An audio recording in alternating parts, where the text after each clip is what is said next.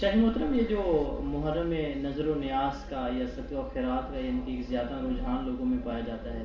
اس حوالے سے بھی کیا کوئی ایسی خاص تعلیم موجود ہے؟ سورۃ البقرہ میں اللہ تبارک و تعالیٰ نے تیسرے پارے میں ارشاد فرمایا وما انفقتم من نفقۃ او نذرتم من نذر فإن اللہ یعلم، جو تم اللہ کے راستے میں خرچ کرتے ہو یا جو نظر تم نے مانی ہے تو اللہ تبارک و تعالیٰ اس کو بخوبی جانتے ہیں۔ نظر ایک عبادت ہے اور عبادت کے لیے کچھ خاص نص ہونا چاہیے ثابت کرنے کے لیے۔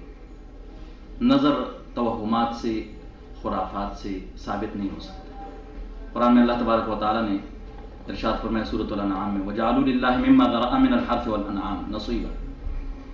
اسی طرح قرآن میں اللہ تبارک و تعالیٰ نے 4 مقامات پر ارشاد فرمایا وَمَا أُهِلَّ بِهِ لِغَيْرِ اللَّهِ،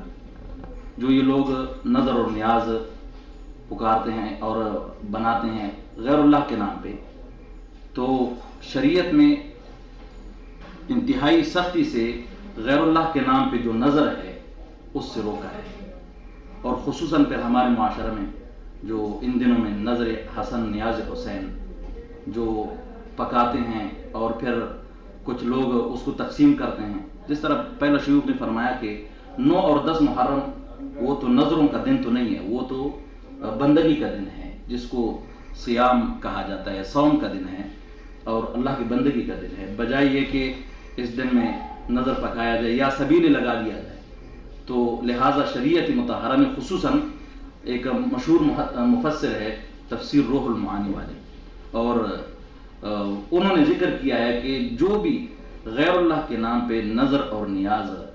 چاہے وہ محمد رسول اللہ صلی اللہ علیہ وسلم کے نام پہ کیوں نہ ہو، یہ تو نواسے ہیں، محمد کریم صلی اللہ علیہ وسلم جو نانا ہے ان کے نام پہ بھی نظر اگر ہو جائے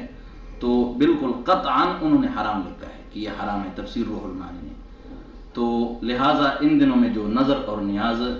جو پکایا جاتا ہے اور تقسیم کیا جاتا ہے تو اس کے بارے میں شریعت بالکل خاموش ہے، شریعت میں اس کا کوئی وجود نہیں ہے۔ اور وہ جو نظر جو حدیث پاک میں ہے، رسول اللہ صلی اللہ علیہ وسلم کے پاس ایک آدمی ایک صحابی تشریف لائے، یا رسول اللہ صلی اللہ علیہ وسلم میں نے بوانا ایک مقام ہے، میں نے ادھر جو ہے ایک اونٹ ذبح کرنے کا نظر کیا ہے کہ یا رسول اللہ صلی اللہ علیہ وسلم، صحیح مسلم سنن ابی داؤد میں حدیث ہے، میں وہ نظر کر لوں۔ آپ صلی اللہ علیہ وسلم نے پوچھا کہ کیا وہاں پہ جاہلیت کی رسوم میں سے کوئی رسم ہوتا تھا کہ نہیں؟ صحابہ نے کہا، صحابی نے پوچھنے والے نے کہا نہیں یا رسول اللہ۔ آپ صلی اللہ علیہ وسلم نے فرمایا اوفِ بنظرک، اپنے نظر کو پورا کر دے۔ تو لہٰذا وہ نظر